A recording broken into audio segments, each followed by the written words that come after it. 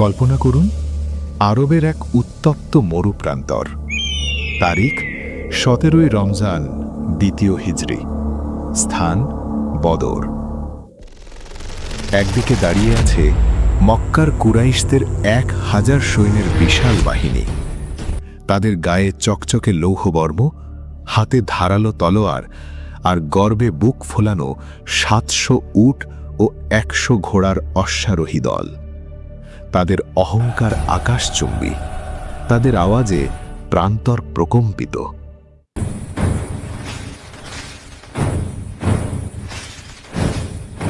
আর ঠিক তার বিপরীতে মাত্র 313 জন মুমিন।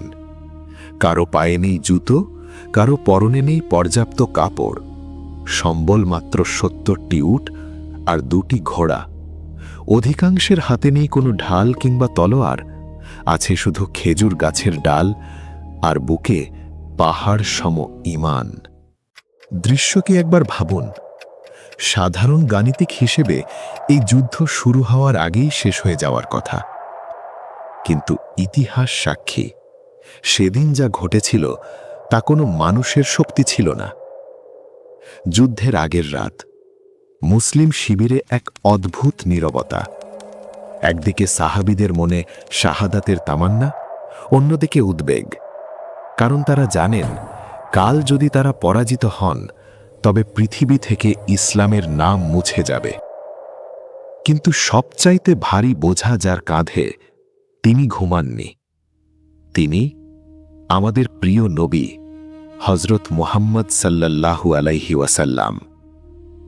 বদর প্রান্তরের এক কোণে ছোট একটি তাঁবুর ভেতর সিজদায় লুটিয়ে পড়লেন আল্লাহর রসূল।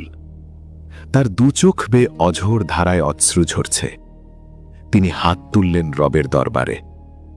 এতটাই ব্যাকুল হয়ে হাত তুলেছিলেন যে তার কাঁধ থেকে চাদর মুবারক মাটিতে পড়ে গেল।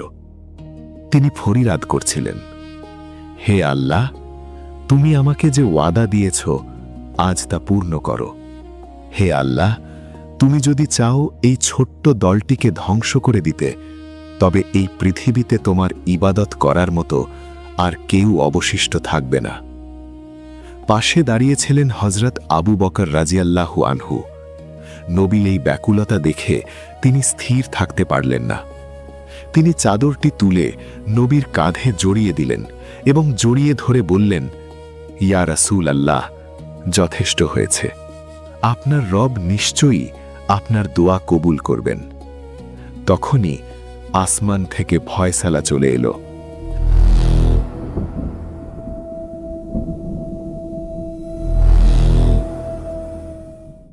আল্লাহ জিব্রাইল আলাইহিস সালামকে নির্দেশ দিলেন। নাজিল হল সূরা আনফালের সেই ঐতিহাসিক আয়াত, স্মরণ করো যখন তোমরা তোমাদের রবের কাছে ফরিয়াদ করছিলে, তখন তিনি তোমাদের ডাকে সাড়া দিয়েছিলেন এই বলে যে, আমি তোমাদের সাহায্য করব 1000 ফেরেশতা দিয়ে, যারা একের পর এক আসবে। সূরা আনফাল আয়াত 9।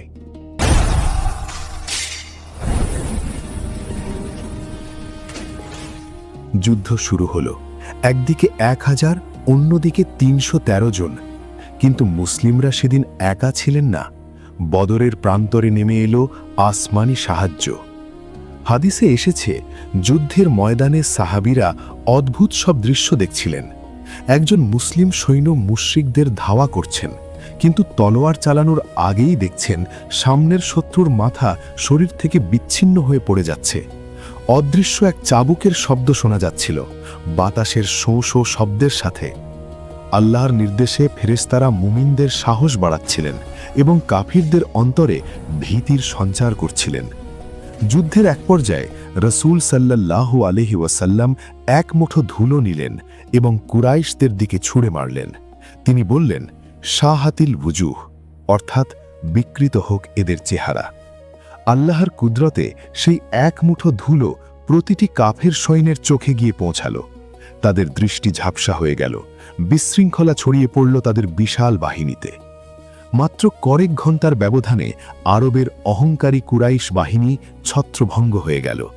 তাদের বড় বড় সর্দার আবু জাহাল, উমাইয়া ইবনে খালফ, যারা ইসলামকে ধ্বংস করতে এসেছিল, তারা আজ বদরের ধুলোয় লাঞ্ছিত অবস্থায় পড়ে রইল। ৩১৩ জন মুজাহিদ, যাদের কাছে না ছিল জুতো, না ছিল বর্ম, তারা হারিয়ে দিল ১,০০০ জন সুসজ্জিত সৈন্যকে। কিন্তু বদর আমাদের কি শেখায়? বদর শুধুই একটি যুদ্ধ ছিল না, এটি ছিল ঈমান বনাম বস্তুবাদের লড়াই।